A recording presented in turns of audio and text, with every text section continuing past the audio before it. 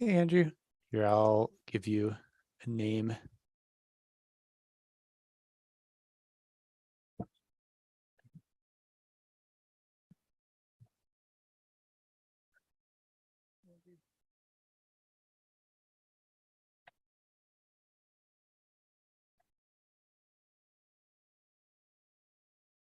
All right. And it seems like about 18 of us are here so far as attendees. So thank you so much for joining. We'll be getting started momentarily.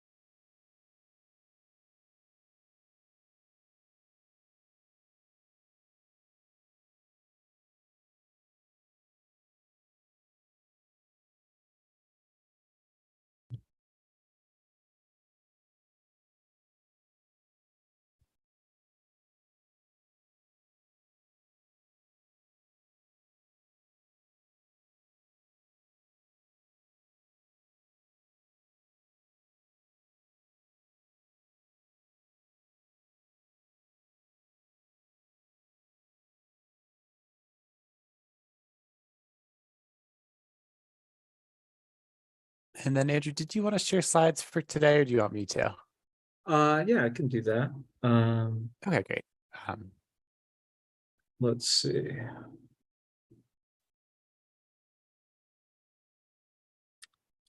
Always lose track of where to move these things. Oh, there it is. The big green button.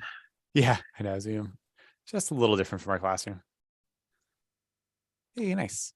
Well, I'll start the seminar recording here. That way anyone who has to step out or isn't here will be able to see it.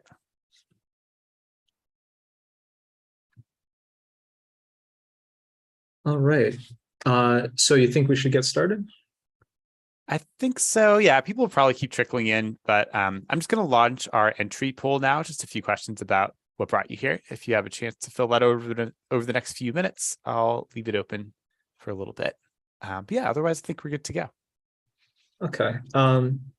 Let's see. Thinking if there's anything else I wanted to look up of our stats, but no, we can get into it. Yeah, welcome everyone. I guess should we do introductions? I'm not sure if you already said hello, Mark. Not really. Yes, welcome. My name's Andrew. I'm a longtime instructor at Katie Byte, and I teach a lot of the advanced classes. Today, we're going to talk about competitions. So that certainly includes classes at all kinds of levels of computer science ability. But I teach some of the upper level ones, including a lot of the USA Computing Olympiad classes. And then, Mark, do you want to say hello? Sure. Yeah, I'm also an instructor at KT Byte and our operations manager. So I kind of split my time between teaching classes and curriculum development and also doing some of the scheduling and managing our customer service team, which is probably mostly how you interact with us. All right, and we're here to talk about the competition season, which is something we like to talk about throughout the year.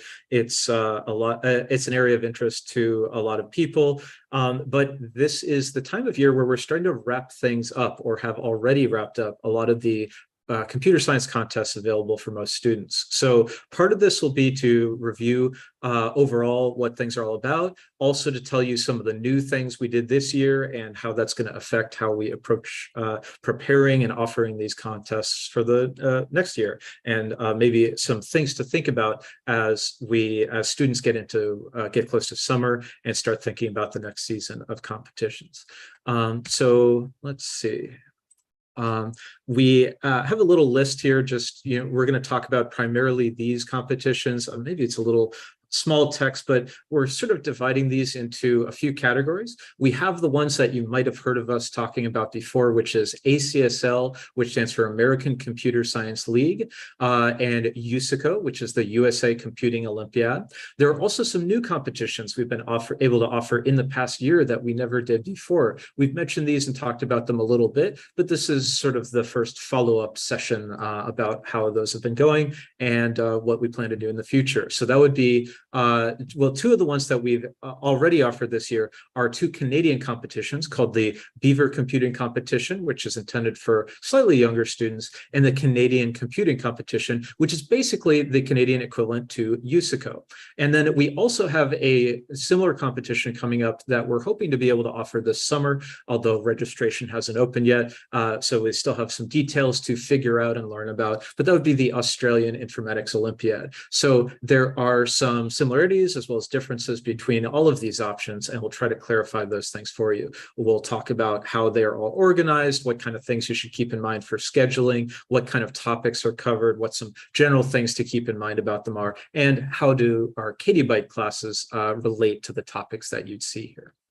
So let's start with the two that you've probably heard us talk about before. And I call these long-term competitions, maybe not the best term, because I guess what I mean by that is that they meet 4 times per year, or that there are 4 events per year. So it's something you want to plan to do and be an ongoing activity over the course of the year. That's what I mean by long term. All of the competitions we've been talking about are offered annually, so we plan to keep encouraging students to participate them every year. But this is something you can do multiple times per year, both of these. So ACSL is American Computer Science League. It's grades 3 through 12 at various divisions, and we'll see a little bit more about how the difficulty levels work in a little bit later. It's a mix of short answer and programming tasks. So in a way, it's one of the most well-rounded competitions. It's not just about your pure programming ability. You can also learn about specific computer science theoretical topics, use a little bit of logical thinking skills and mathematical skills rather than just program things to solve problems. It's a little bit more accessible, or maybe a lot more accessible than something like the USA Computing Olympiad, because it has it's designed to be taken for students as young as 3rd grade, possibly even earlier. It has an elementary level division and continues all the way up through more advanced work. Much like a lot of these competitions, it is organized by registering for a team. We're going to see that a few more times with the others. So even though you mostly do individual work, with the one exception of the possible end-of-year all-star competition where you might actually work as a team at this live event that some teams get invited to. But for the most part, it's individual work, other than, of course, your practice. Everybody can practice together, take classes on these topics and learn from each other. Yeah, that's ACSL, programming in short answer, organized through a team, but working for yourself and trying to learn about a variety of things. USA Computing Olympiad is definitely intended for high school students. It's probably the most difficult of all the contests we're talking about today. It is completely programming tasks, although there's often a lot of logic and planning you have to do before you start programming. So it is important to still be well-rounded, but the task only takes one form. So you have to get good at that form. It is quite challenging, and it's also a little less predictable, just because they're constantly pushing the difficulty to the limit with this competition, especially in the past few years. It's hard to always say exactly how hard it'll be. We've seen problems from the past few semesters or for the past few events where students are surprised that it wasn't as hard as they thought, but then others where it was very difficult. So you have to just take your time with it, not necessarily expect immediate success, and sort of enjoy the variety of things you'll see. This is the one contest that is completely individual, even though, again, we can train and take classes together. You register on the USICO website just as an individual participant and participate on it on your own. There's no coordination through the school. So keep that in mind. Please get to know the USICO website. And if you take our classes as a student, ask about the things you want to ask about, because you won't have a chance to ask about those things during the live event. It's not permitted for us to help you with that. Whereas with the others, maybe we have more direct involvement with taking the competition. So that's the overview. We're going to talk about a few more details with some of these shortly. Let me take a look at the other competitions, just the major bullet points here. So the Canadian Computing Challenge, actually can't remember if it's called challenge or competition, but in any case, it is the CCC, and this is the Canadian equivalent of the USA Computing Olympiad. Now, I guess since we're starting to talk about different countries, I should say that all of these national labels, they don't really matter all that much. You are allowed to participate in all of these as long as you register through a school, and we have registered as a participating school with the Canadian competition system as well as the Australian system, which we're going to talk about in a few minutes as well. So these are all just different, slightly different opportunities to try to do well at this, maybe get a slightly different difficulty level than you might have with another country. There are certain restrictions if you're at the absolute top tier, like Olympic level performance with these kind of things, where you wouldn't be on the Canadian national team if you don't actually go to school in Canada and so on. But that's not the major concern for most students. The main thing is, getting that recognition and having a chance to just participate in these events, which you can absolutely do regardless what country you live in or what country Katie Bite is in. So this, just like the USA Computing Olympiad, is for mostly high school students. It is also all programming. In fact, both of these competitions, USACO and CCC, are intended to technically train for this international competition called the IOI, the International Olympiad in Informatics, which is sort of a synonym for computer science. Many nations in the world have these competitions, but of course we're focusing on the English language ones. This is just, again, another opportunity to get used to that, even though the way different nations organize their training program and this sort of qualification competition series is a little bit different. So basically just more opportunity to get access to this stuff. The CCC is definitely easier to get started. If you look at some of the earlier problems in the lowest division of the CCC, you'll find they're much easier than USACO introductory problems are.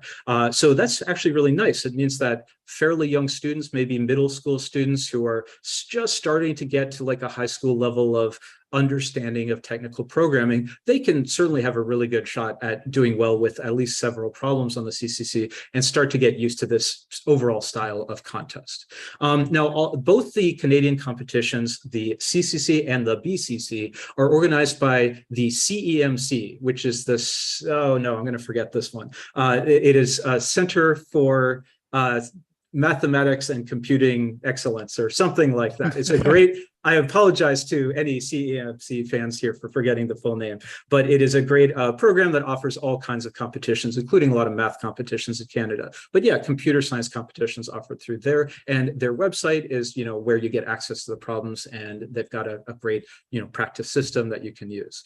So this contest is offered every year in February, which means we're a few months after we offered it for the very first time. And we'll talk a little bit more later about, what that was like and how it went. This year, it was in person. So unfortunately, that meant that only people who were relatively close to us in our Lexington office in Massachusetts, or possibly our Hong Kong satellite office, were able to do that. In the previous years, especially during the pandemic, they offered it online, which is where most of these competitions are offered. We're certainly hopeful that there will be more flexible ways to do this, but we'll go with what we need to go with. It certainly was a fun event to run in person this year. Now, just like ACSL, this is organized through a team, but the work you actually do during the actual competition event is individual. So this was our first year participating. We actually were quite pleased seeing a lot of students do fairly well, get recognition for that, and we plan to continue participating in it. So we also have these other two that are in some ways similar to the CCC. The Beaver Computing Challenge is actually maybe the one that is most different, because it's offered by the same organization, the CEMC, but it was offered online this year, and it's just a little bit different from the others. It's all short answer problems, and it's much more focused on logical thinking and sort of word puzzle solving. It's multiple choice. There's no programming. So it's a little bit of a different style, but it certainly is training on computer science skills and computer science thinking.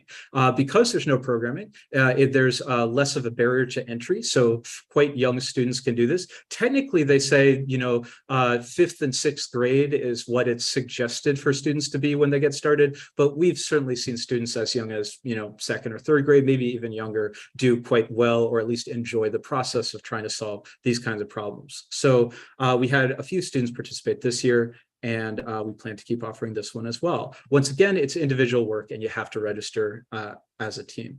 Then finally, we have the Australian Informatics Olympiad. We actually don't have complete information on this because we haven't had an opportunity to have students participate in this one yet. It's offered during August, so we're looking forward in a few months to allowing more advanced students to do this. Overall, looking at sort of the practice materials and the way it's set up, it's very similar to CCC, but it is the Australian competition. So once again, it's technically feeding into this international competition, but that's really for the very highest levels of competitors in each country. You don't really need to think too much about that. The point is they're all similar style. So that's a really nice thing because it means preparing for one of them helps you prepare for the others as well. So yeah, looking forward to doing that this summer. So that's kind of the overview, and we'll look at a few more details that you might be wondering about with these. Maybe I'll take a quick glance and see if there's any questions I can answer right away. Some of them we might be talking about coming up soon. So in terms of, yeah, multiple of these are organized through schools. Mostly what that means is registering for the competition. You have to go through a registered school to sort of validate you and say you're a real person, that kind of thing. So we are registered for the AIO, the Australian competition, the CCC, and the BCC, which are the Canadian competitions, as well as multiple school teams for ACSL. So basically, yeah, that just gives you access to these. Now, sometimes there might be restrictions about, for instance, if your home high school or middle school has an ACSL team, you would actually be required to register there. But many schools do not have that team, so we are happy to be able to offer that opportunity for everybody. In terms of like the actual team nature of it, you should and can practice together as a team, and we have classes and clubs to do that kind of thing. Although technically you could really do your own work. So most of the work is individualized, even though they call it a team. ACSL also does like a ranking of schools by, you know, the total score of their top 5 students per team, that kind of thing. It's honestly not something that individual students need to worry too much about, although we are certainly proud when we see that our teams are doing well. All of these that I've mentioned so far are online other than the CCC. Even the CCC has been online, and we're sort of crossing our fingers they might allow an online option in the future, but most of them are online. And in terms of age ranges, there are some age cutoffs for certain divisions of ACSL, and there is an age and grade cutoff for the BCC. BCC is sort of, it's definitely logical thinking and good computer science skills, but at a certain point, like once you're at a certain point in your high school education or overall computer science learning, you really should be pushing yourself to express that logical thinking in actual programming rather than just answering multiple choice. So there is a cutoff for that. Overall, BCC says it goes to grade 10, but honestly, I think many of our students who are in grade 10 would actually find it quite easy. So it just makes sense to move on to that. So I believe next time the BCC is offered will be next school year. So that would be the year or the grade level to think about for BCC participation. Okay, so yeah, some of these I also might want to double check, but that's the kind of overview of that. So I'll move on a little bit. Let's talk about classes actually before we get into the individual details of the competitions. We do have a variety of different activities and content in our classes to help train for these things. Now, one thing I should point out is that overall computer science thinking is always helpful for any of these. So if you just take our core classes and you don't even think about a specific competition, and then you decide, you know, you see in a newsletter, oh, it's coming up next month, yeah, you can give it a shot. Now, with that said, it is good to take a look at just the format of the competition, but you don't need specialized training to just get started with these, but certainly to do well, it is helpful to practice on the specific kind of material you'll be seeing. So for the ACSL competition, we organize these as clubs where we have experienced teaching assistants or other staff members in fact, yeah, sorry, not even teaching assistants. We have teachers teaching this who are quite experienced with ACSL to lead presenting the content. With that said, it's more of a club style class, if that makes sense, because we're really just doing a lot of practice. There's not necessarily really long long form progression of getting deeper and deeper into computer science the way that our core classes progress. Instead, ACSL has specific topics you need to kind of have an overview of to get started on doing the short answer problems, and a general good understanding of programming to do the programming tasks. And after that, you just want to practice lots of problems of those types. So it's a little bit more flexible. For instance, you could probably miss a couple lessons here and there with the ACSL club, and you might not really need to make that up specifically, as long as you just continue to practice those problems. So it's definitely a little bit of a different feeling than a progressive curriculum like our core curriculum is for overall computer science progression. So like I mentioned, you would enroll for a team, and you do have to enroll for the Katie Byte team. We're not allowed to share our practice materials, which ACSL has licensing and so on for. We're not allowed to practice with those materials unless you're on our team. But if you are on our team, you could practice independently, but we certainly recommend participating with our club, getting the benefit of other students discussing these things, and an experienced teacher to help present and lead students through their practice.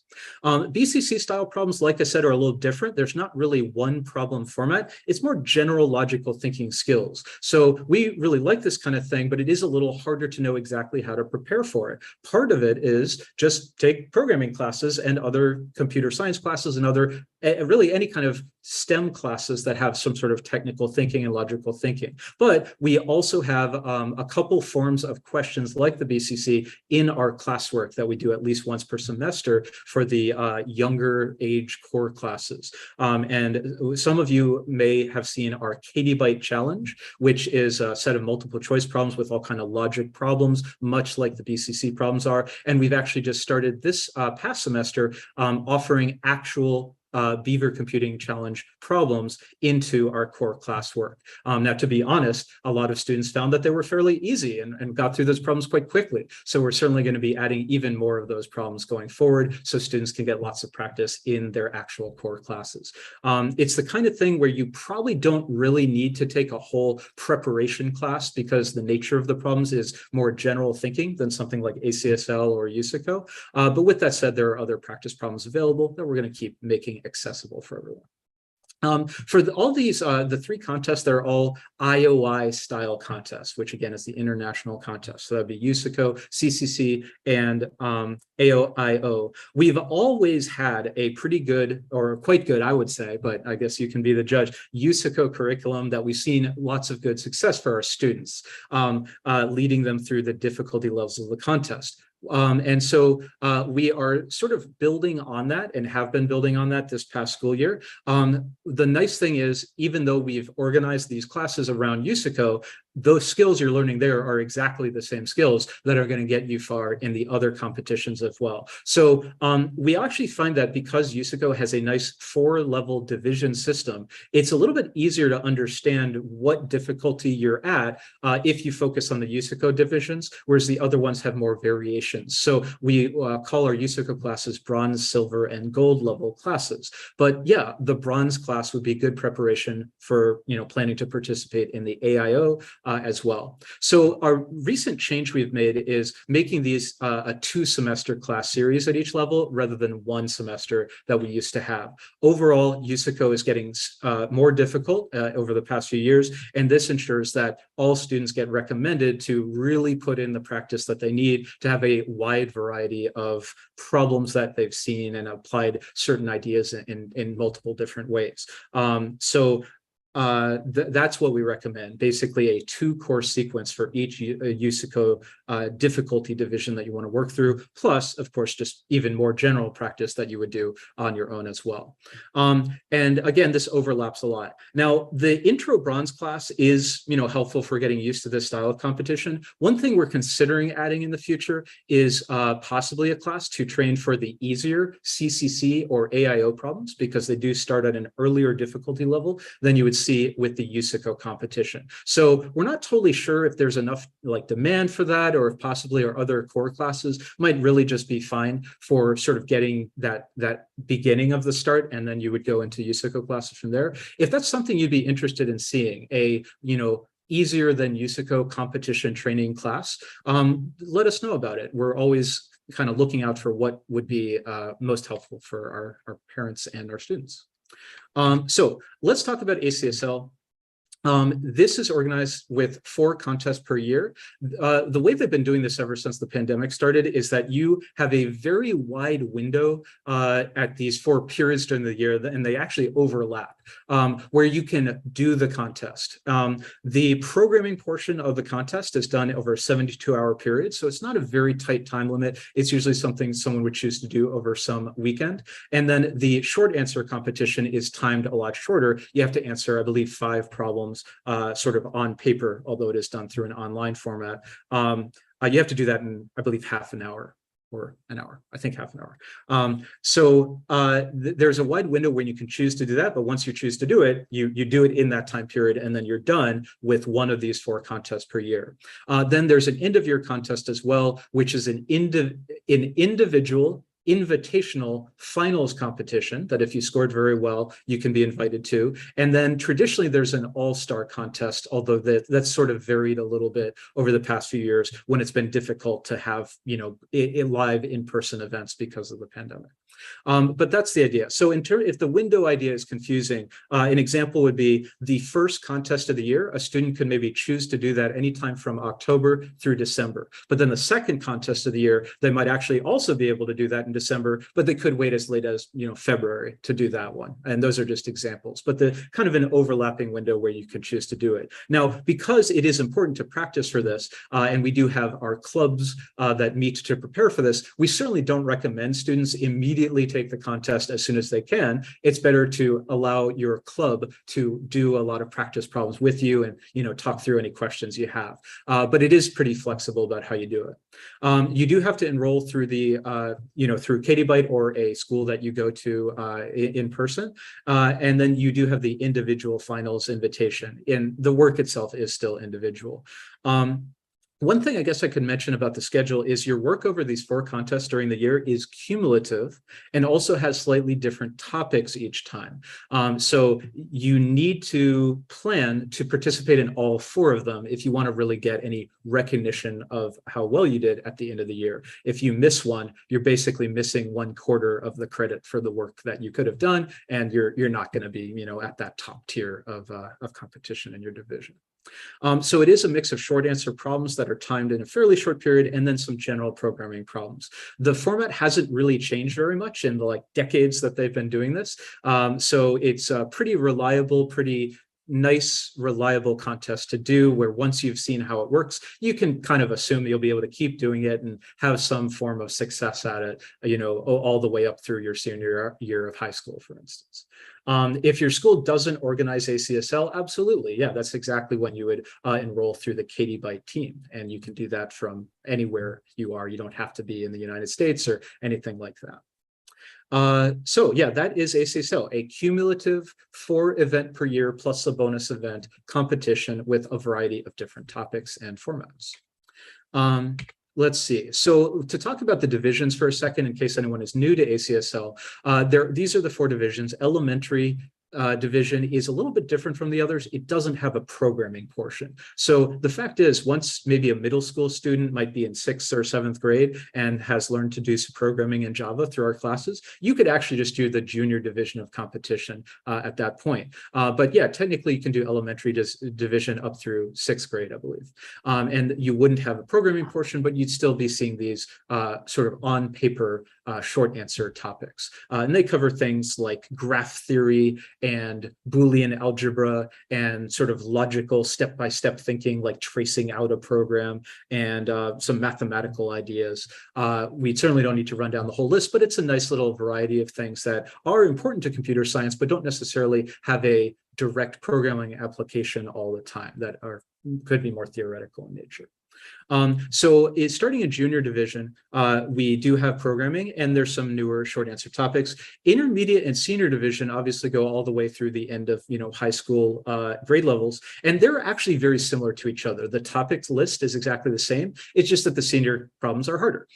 So it's really all very similar from junior through senior. You just kind of look at how well have you been doing in previous years, and possibly what grade level are you in, to decide on that. Core Class 4B is certainly getting to the end of the pre-high school curriculum. I would say if you've done well in that, you could absolutely try out Junior Division USICO, maybe even earlier than that, maybe even as early as Core Class 3B. You could at least check it out, even if maybe your programming skills aren't quite as experienced that you would, be doing as well as later on. And then, intermediate division, I would say once you've taken core class 5A and B, you would probably be definitely in intermediate division, at least if you haven't struggled with that too much. And core class 6A and B, you would absolutely be in senior division. The one exception to some of these things is if you kind of not really looked at ACSL and then burned through all of the programming courses, you might need to do a little catch up on the short answer topics, but frankly, that isn't really a huge impediment to anybody getting started. You could absolutely get into them as soon as you're ready with the overall programming skills. Okay, so here are just some advice points. We do have our prep classes, so please make sure to actually do those. Don't just sort of ignore it and then do it at the last minute. It is a little bit more specialized in this thinking than some of the general programming competitions are. And it's not that it's really hard to learn, but it's something that takes a little time. So if you kind of miss a lot of that and don't do any preparation on your own, it's definitely a little harder to jump into the short answer topics, especially, and even the programming tasks. You should be doing some practice with that. Basic logical thinking skills is pretty important, and just general programming ideas, things like debugging your code, having a plan of what you want to do, knowing what your variables are for to pick a specific programming issue. Those are all things that we certainly see every day in our core programming classes, and they would be coming up during the competition as well. And you have to be maybe a little bit more self-sufficient in these competitions rather than having the help of student help hours or a teacher in class. So just think about those lessons you've learned and try to work through it start to finish, and that's how you get to be good at these things. Definitely plan your time. It's pretty flexible when to do the ACSL competitions, but if you leave it to last minute, you can get rushed. You also definitely don't want to try to do it, while you're distracted by other things or have a big project in school. So make sure to plan ahead and, make the most of each of those. The prep classes for ACSL are in a club format, but you would enroll with them at Katie Byte just like other classes if you're on the Katie Byte school team. If your homeschool offers ACSL competition and has a team that you register for, they probably have some kind of computer club at that school that you could practice with. You would not be able to be on the Katie Byte team. But yeah, we have many students whose homeschools don't offer that, and they're joining our weekly meetings of our ACSL club online, just like other Katie Byte classes. All right. The BCC is the probably the other younger level competition that is we're hoping a lot of people are enjoying it. We had several students participate in the past school year. It's once per year in November, as Mark helpfully wrote on the slide. Thank you, Mark. We ran that, and we had maybe about a dozen students participate, I think, and several do quite well. We've also been adding BCC problems to our in-class materials and seen a lot of students do very well with those. So we're really hopeful that we see a lot of people maybe interested in doing this next November, and you can have your name on an honor roll and that kind of thing. It is intended for a younger age group and less experienced students than some of the other competitions. There's no programming portion, but it's definitely pretty fun. There's like a lot of diagrams and things that we'll see in the next few slides. And it's just an interesting thing to do. I would say personally, as someone who really liked logic problems and things like that as a kid, and is now an adult who does all kinds of programming and teaching fairly advanced stuff, I still find these kind of problems fun and interesting. So I think for that alone, it's worth taking a look at. But yeah, these are all multiple choice problems involving various kinds of logical thinking. So let's move on and take a look at this one. So this is basically a graph theory problem in disguise. Now, we don't really need to talk about what that means, but that's a topic you see in a more formal way at higher levels of programming theory and implementation. But basically, we've got a map here, and this beaver is trying to navigate between these trees to get to its home. So basically, we can look at the trees and use them essentially as labels for which way we can go, and just represent the data about this real world task in a way that's in a very programming like way, where the trees become symbols to represent this concept that's happening, even though we're not literally tracing a line through this map. So let's see if I can figure this one out. So the apple tree could be where we start. But then from there, we can't go to this tree that's directly right next to the house. So that would eliminate choice A.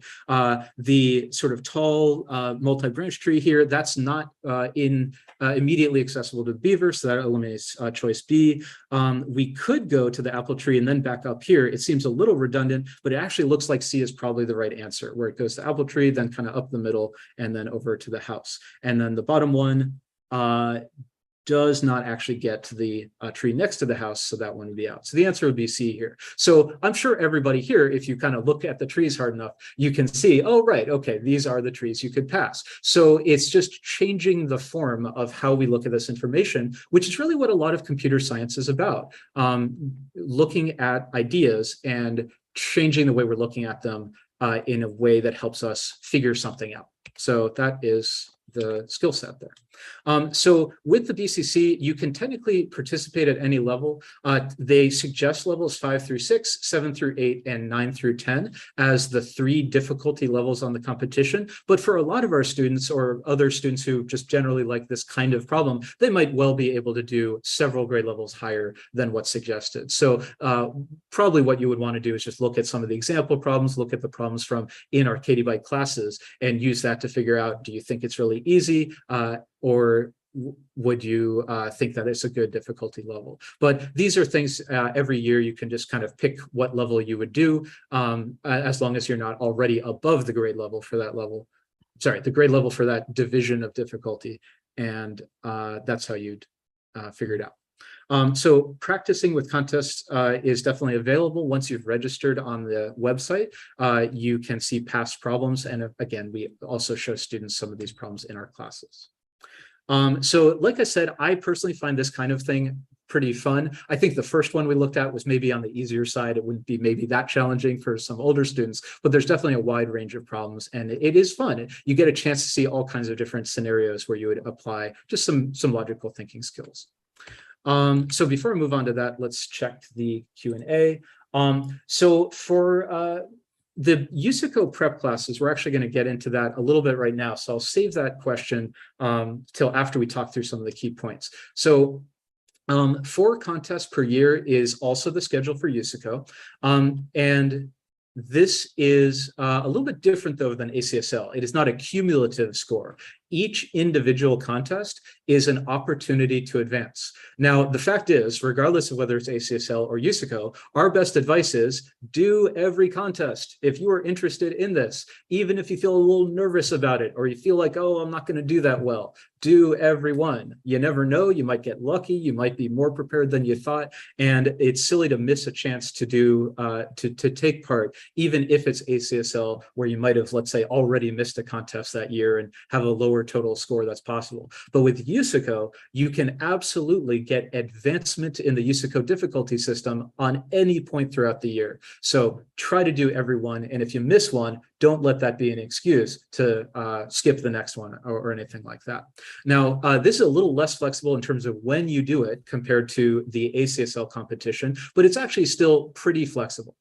They have 4 weekends per year that is a contest weekend, and you can pick any basically 4-hour period of time during that weekend where you're going to do your contest attempt. So for instance, if you've got a big project due in school on Monday and you want to focus on that on Sunday, you could do the contest on Saturday. Or if you're out of town at a tournament for something on Saturday, or even all the way through Sunday, you could actually do the USICO competition event on Monday after school. So it's quite flexible. Just make sure to plan ahead and look at our newsletters and the USICO website for the reminders about when the contests are. Now, one quick note about the 4th contest of the year, they're usually labeled by what month they're in. So it's typically December, January, February, and March. But the March contest is not called the March contest. contest. It's called the US Open, as in, after sport competitions and stuff.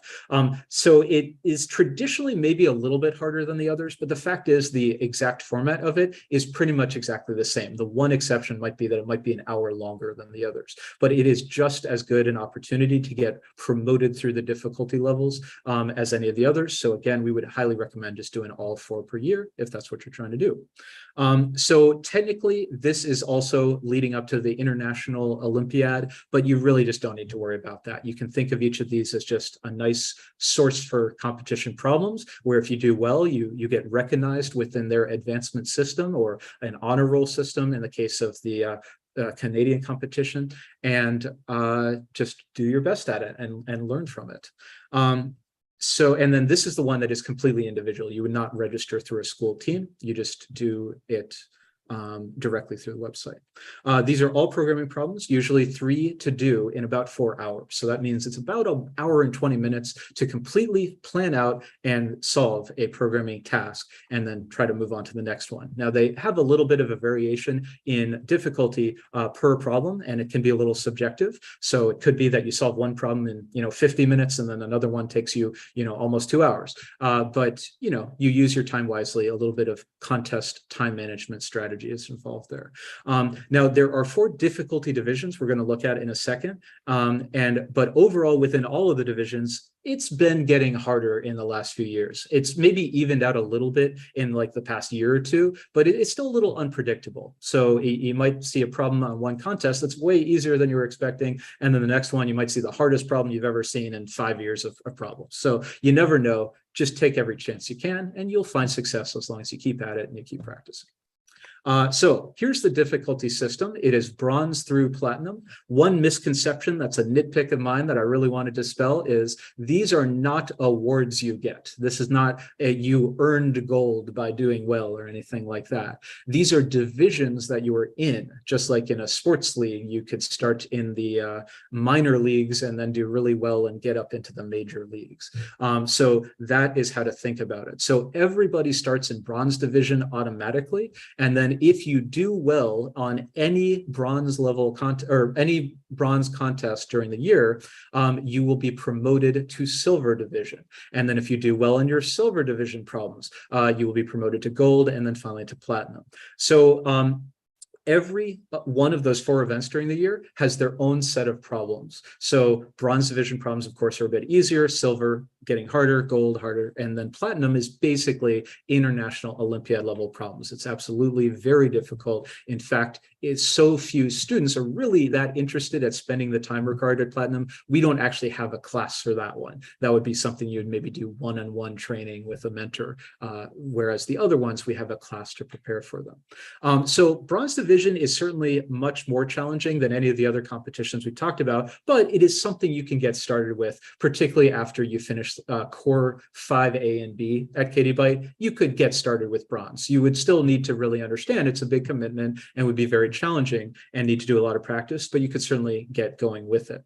Silver is a step up, where instead of just general good programming ability and knowledge of some basic programming tasks, there are really very specialized algorithms to learn. By the way, the word algorithm is just a organized systematic plan to solve a task. And so when we say, oh, this program is very cleverly written and it solves this problem in a certain way, we would say that the plan that it followed to solve the problem, that's an algorithm. So there are various specialized plans for certain types of problems that can be solved that we train on in our silver classes, and that you would probably need to know ahead of time to expect to do well in silver division. Gold division has even more complex algorithms, and also maybe even building your own data structures. In other words, specialized ways of organizing the data before you even try to fully analyze it and solve the problem.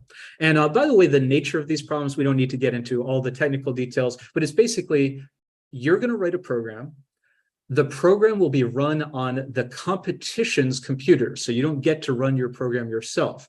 And then they're going to feed data into your program, and your program will have to draw a conclusion about that data. For instance, I'll go back here. We saw this diagram earlier. This could actually be the basis of a programming problem. We could say that maybe the task is they would feed information about a network of roads between locations, and our program would have to figure out, the maximum number of apples we could collect from trees if we consider all these different pathways we could take on the way from where the beaver is to where the house is. That's just off the top of my head a kind of data that we might solve. But of course, it wouldn't be as simple as just 6 different trees. It would probably be hundreds of thousands of trees, and they would input data that our programs would have to figure out from all this data what the correct conclusion is. So that's the kind of problem we would solve here. And yeah, gold division is quite difficult. Platinum is obviously the hardest one. So that's the way it works. Now, like I said, you simply advance to the next difficulty if you do well at an earlier difficulty. So advancement is automatic as long as you keep doing well, and the difficulty never resets.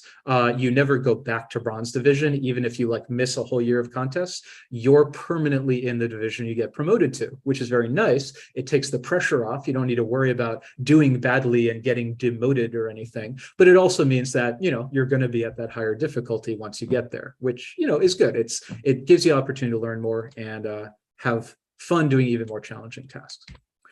So that was the USICO contest. So the CCC and AIO contests are fairly similar because they're, again, doing that same format with the international Olympiad style problems, but they're only given once per year. CCC given in February and AIO in August. Unfortunately, it's pretty restrictive on exactly the timetable to do this. We had to pick as a school a single time during one day, which happened to be a Wednesday evening, to offer this contest. So we kind of wish it was more flexible, but we still had a lot of our local students come in. And frankly, even if you couldn't come to the live event this year, you might be able to organize some kind of proctoring setup with your home school in a future year. And even if you can never do a live event, you still have a lot of practice problems to do to sort of learn about this kind of format. So we hope it'll be more accessible, but it's still a nice format to get used to. The AIO, as far as we know, should be online in August, but we'll keep you posted on anything we find out about that. So the exact format of the problems themselves is very much like USICO. It's just the divisions and the timing is a little bit different. Because these are only given once per year, they give you 5 problems during a contest event. And again, I believe it is 4 hours to do the 5 problems.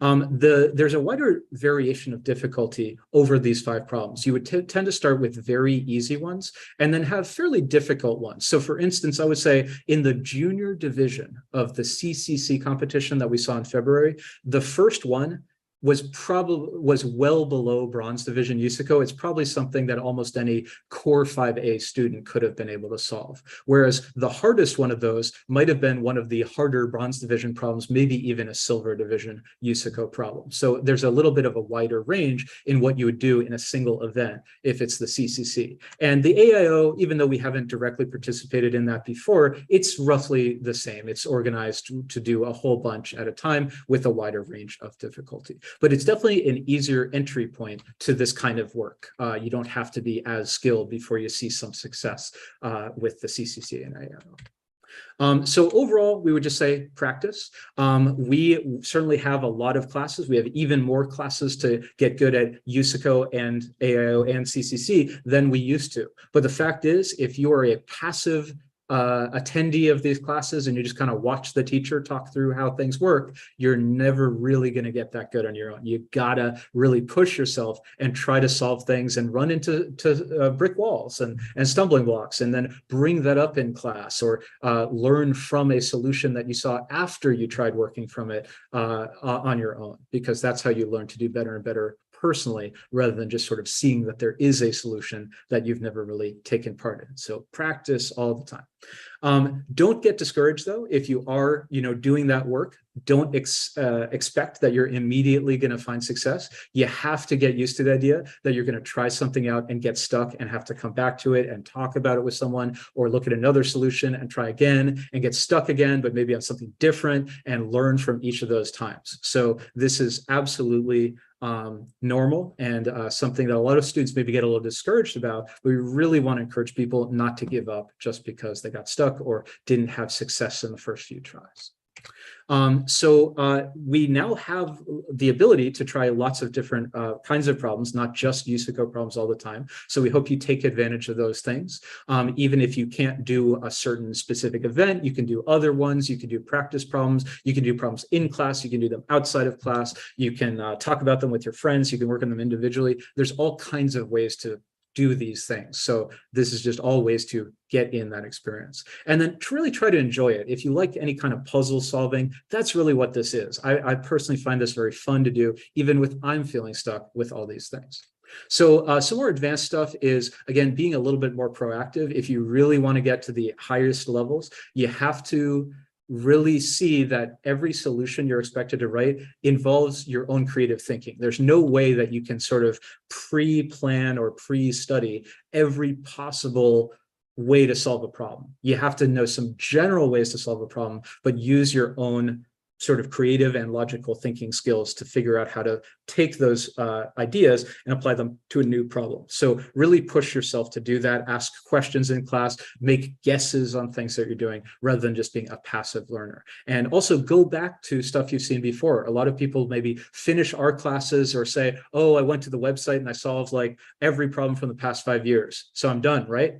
But no, you're not done. You should go back and reuse that materials. Try doing it again. Try doing it faster. Try doing it without getting stuck on the thing you did before. Try doing it in a more sophisticated way than you did. So there's lots of depth to what we're doing here that isn't always obvious if you're used to sort of in classroom experiences. So just to update you on some of the changes we've made recently, we did expand our curriculums for USACO style classes, which now includes AIO and CCC, to have a bronze 1 and 2 level and a silver 1 and 2 level. And we highly recommend that for all students. It used to be at a difficulty where students could take maybe 1 semester of training in bronze and then often do pretty well. It doesn't happen anymore. The problems have gotten more difficult.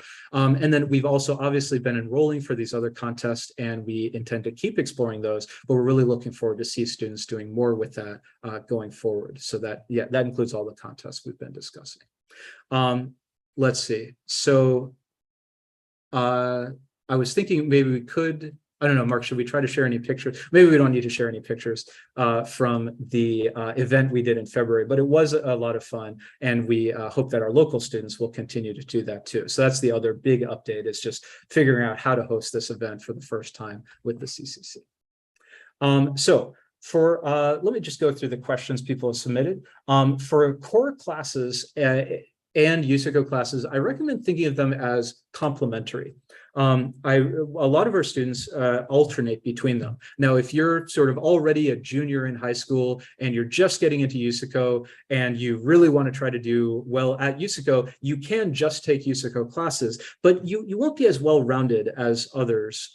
You never really know when maybe a side idea that isn't usually thought of as a core USACO idea might actually end up being useful. So being as well-rounded as possible is a good idea. A lot of people get a little bit of a tunnel vision on this kind of thing, and I would try to avoid that. I would try to, understand that breadth of knowledge is really good. So core classes and other classes, even things like web development classes and graphics related classes, those will make you an overall better programmer and have you solving more different kinds of problems and make you feel more flexible and independent on USACO.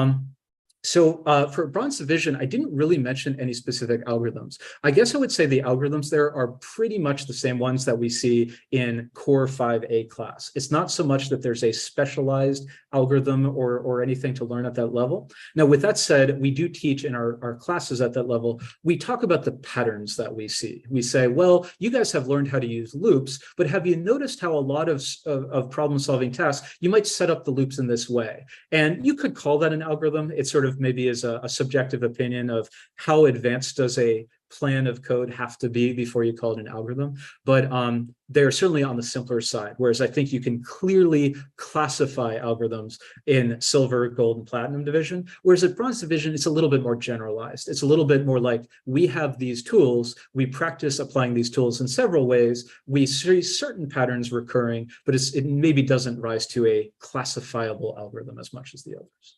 For debugging, this is actually one of the hardest things to teach in class because debugging is all about making mistakes and fixing them. So we occasionally do make mistakes in class and we can talk about how to fix them or how to recognize them. But the fact is, this is where student practice is most important. You got to do your homework and try to do it on your own, because then you get stuck and you learn what kind of mistakes happen and how to recognize them and fix them. And sometimes you might get help from help hours to learn about that. Other times you might figure it out on your own, or you might even not figure it out and have to come into class and ask about it. But that process of getting stuck and thinking about it and figuring it out or asking about it later and following up, that's really how to get good at debugging. So we certainly in our classes will sprinkle in mentions of, oh, for this algorithm, it's easy to make this mistake, that sort of thing. And many of our lectures include that kind of thinking. But the fact is, the best way to get good at it is for it to come up naturally as you practice. There are a few other questions, but I know Mark has been answering a lot of them in text. For USICO classes, in terms of being ready for it, we would usually recommend that you start exploring Bronze Division USICO sometime after Core 5B, which is basically AP level computer science. By the way, I guess if anyone's curious about comparing this to other things like standardized testing, in particular, the advanced placement exam, the USICO is definitely harder than that. Some of the earlier CCC and AIO problems are easier than AP level programming tasks, but a lot of them are harder as well. So overall, this kind of work, it's beyond the level that most high school students get to. Even if you're a fairly high achieving student, getting a 5 on your AP exam, you might still find USICO work pretty challenging. So yeah, Core 5B is what we recommend, or possibly even after that. If you're enjoying the core courses, you don't have to get into that right away. But again, a lot of people start to alternate back and forth. For instance, a course sequence a lot of people might do is Core 5B, Bronze Level 1, Core 6A, Bronze Level 2, Core 6B, and then Silver classes, that kind of thing. But yeah, one thing also look at is how well have you been doing? Have you been doing practice in your classes, or have you been kind of skipping some of the practice? The more you've gotten out of the core classes, the more ready you will be for USICO. And enthusiasm is also important. If you enjoy solving puzzles and stuff, that's good. If you're not really enjoying it and you're really just there to listen to a lecture and then not think about it for a week, you're not really going to get much out of the class. Our next classes will be starting in the summer. We're a little over halfway through the school year right now. So we will definitely have several different summer classes for USICO. Scheduling is always a little difficult in the summer. So if you can't make it to a summer class at the level you'd like to check out, you can also, of course, look at doing that in the fall. And yeah, that's probably the main things about scheduling. Any other questions for now? We're getting towards the end of our hour. I guess we've ended we probably most people have finished the entry poll. Mark, do we have any exit poll you wanted to put up, or we do? Not? Thanks for reminding me. I will release that now. All right. So yeah, please do fill out the exit poll. It helps us let us know what kind of things you're interested in, maybe what kind of things are maybe confusing about this situation or we should be talking more about. But also feel free to send in any further questions in the chat area in Zoom or the question and answer area. And just a quick follow-up to that question in the chat right now. I will link our Silver prep courses pages. We currently have a few scheduled for over the summer. So Yongchang, I'll send that to everyone, but also I'm answering your question that you sent to the hosts. Let me also mention something about the different difficulty levels, because that's a kind of new thing at Katie Byte within the Bronze prep classes and the Silver prep classes. Bronze 2 and Silver 2 are essentially new courses where we've picked a lot of the harder problems at those difficulty levels to focus on.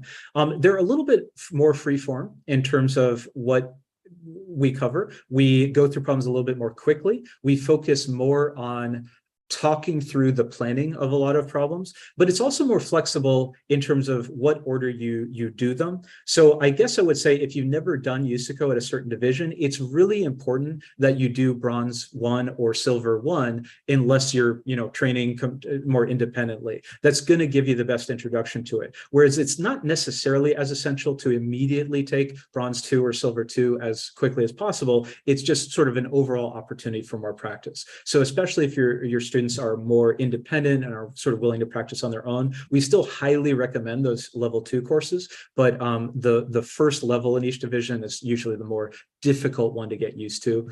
So that would be a big priority.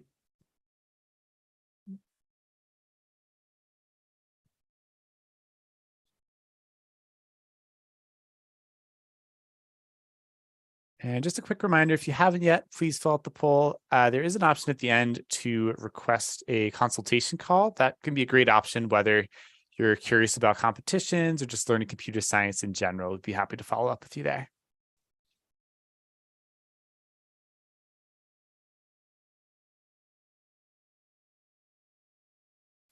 As people start to think about what their next steps are with these, I want to remind you that there are multiple options. I think in the past, sometimes we made it seem like, oh, there are 2 main things you would do, but a lot of students find it pretty fun to be training on USICO and also take a shot at CCC when they can. And if they're a younger student, also do the BCC and do ACSL like on an ongoing basis. Obviously, that's a lot to handle, but it is pretty fun, especially if you are interested in this kind of thing, and that's where you want to focus your activities in terms of extracurricular work.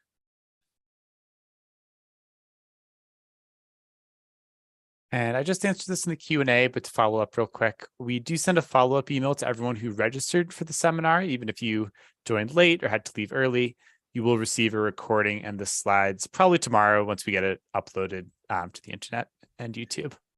And to answer the question about being out of town, you do not need to be in state to participate. You just need to get to the place where we're giving the contest. Unfortunately, they won't let us give it in too many different places at once. So we had, I believe, one student who actually did extremely well drive up from New York City, I believe. I think that was it, to participate in Lexington. So it's like a 4-hour drive, but they had an excellent score, got on the honor roll. So it can well be worth it. With that said, we're certainly hoping that maybe it might be easier to participate in the future. It was kind of a last minute reveal from the organizers of the contest that unlike last year, they wouldn't be offering it online and they're going to be a lot more restrictive. So we wish it was easier to participate. One thing that a lot of people didn't have that much time to do for this year's CCC was maybe check in with their home high school or middle school to see if there would be a teacher who could just proctor the contest for them. And we're hoping that if there are students who are interested in that kind of thing, there might be more time next year now that we know a little bit more about how the setup may be, that you could do that even if you're not doing it through Katie Byte. So definitely encourage looking into that. And as we get closer to next year's contest, maybe towards the end of the fall, this calendar year, we could check in with people who are sort of wondering how to do that and see if we can figure that out.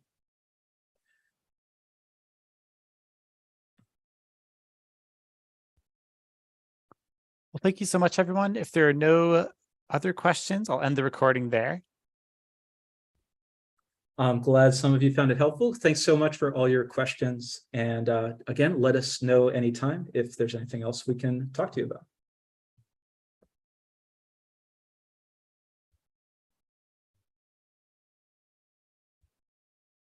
All right. Thank you so much, everyone. Hope you have a great night. And thank you to everyone who answered our polls. I'll end that last one now and end the seminar. Thanks, we hope to everybody. speak with all of you soon. Yep.